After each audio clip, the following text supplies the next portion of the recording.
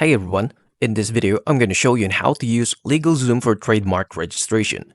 First, all you need to do is to go to their official site and search for registering a trademark. Now from here, all you need to do is to input a specific trademark that can be a powerful tool for protecting your intellectual property. For example, I'm going to type here a specific slogan, like "No man is an island," and click on Start My Trademark.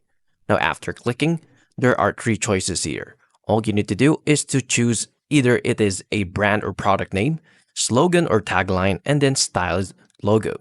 Now after selecting one, click on Next and enter specific what brand or product name would you like to register and click on Next. Now from here, the question is, are you currently selling products or services using your brand or product name? You can just simply choose yes or no and then hit on Next. Now from here, you can protect your trademark with monitoring. It only costs $175 per year and it renews automatically each year unless you cancel by calling at their number. Then after that, click on Add Trademark Monitoring.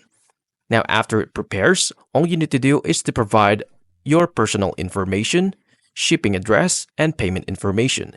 And there you have it. That's how to use LegalZoom for trademark registration. If you find this video helpful, please like, subscribe, and I'll see you into the next one. Thank you for watching.